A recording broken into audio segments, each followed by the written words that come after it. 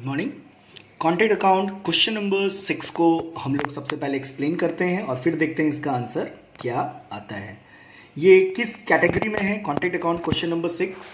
तो contract account question number 6 जो है ये आपका आता है when work certified is half और मोर देन कॉन्ट्रैक्ट प्राइस। तो इस कैटेगरी में क्वेश्चन नंबर 6 है।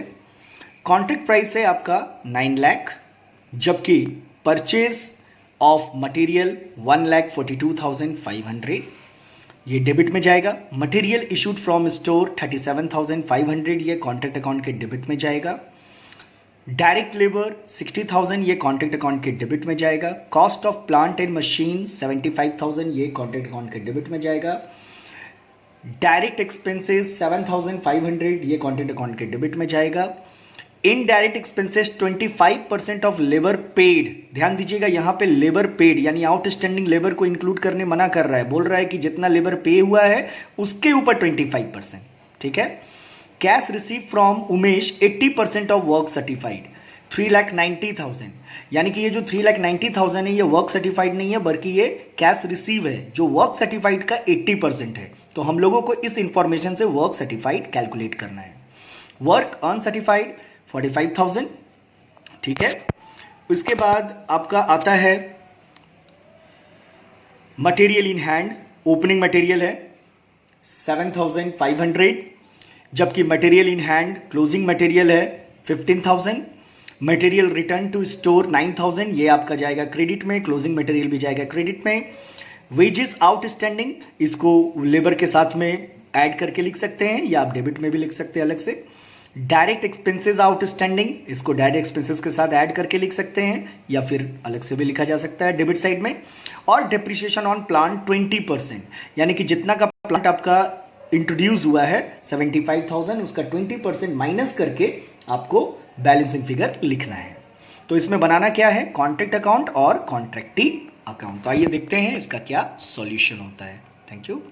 तो जैसा कि क्वेश्चन नंबर 6 को एक्सप्लेन करने के बाद वो सारा आइटम जो किसी कॉन्ट्रैक्ट में इंट्रोड्यूस होता है एज ए कॉस्ट, जैसे material, purchase of material, material issue, direct labour, cost of plant, direct expenses, indirect expenses, outstanding wages, outstanding direct expenses, these are the cost.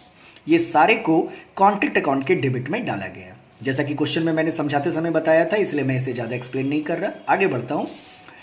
अब यहां पे वर्क सर्टिफाइड का amount हम लोग को कैलकुलेट करना है कैश रिसीव के बेस पे। तो कैश रिसीव था 80% ऑफ वर्क सर्टिफाइड, तो वर्क सर्टिफाइड निकालने के लिए 3,90,000 इंटू रेसिप्रोकल कर देंगे 100/80, तो 4,87,500 वर्क सर्टिफाइड आ गया। Work uncertified given in the question 45,000, material in hand 15,000 given in the question, material return to store 9,000 also given in the question. Let's coming to the closing plant, तो closing plant यहाँ 75,000 है, जबकि उसके ऊपर आपका depreciation 20% है, तो 75,000 का 20% हो गया आपका 15,000, तो क्लोजिंग प्लांट का वैल्यू हुआ 60, ठीक है। अब क्रेडिट के टोटल से डेबिट के टोटल को माइनस करेंगे, मेरा टू बैलेंस सीडी आया 2,50,500, इसको नीचे लेके आए 2,50,500।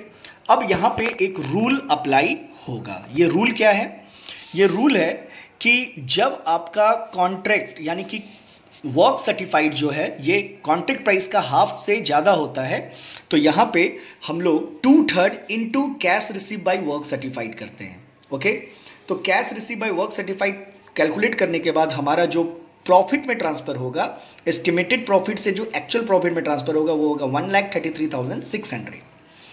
तो 2,50,500 में से 1,33,600 पीएल में ट्रांसफर हो गया और balancing figure 1,16,900 work in progress में। अब कॉन्ट्रैक्टी अकाउंट हम लोग ओपन किए। कॉन्ट्रैक्टी अकाउंट में बाय कैश करके 3,90,000 कॉन्ट्रैक्टी से लिया गया था, इसी को टू बैलेंस शीट ही कर देंगे और ये चला जाएगा बैलेंस शीट में। तो ये था explanation on question number 6। Thank you.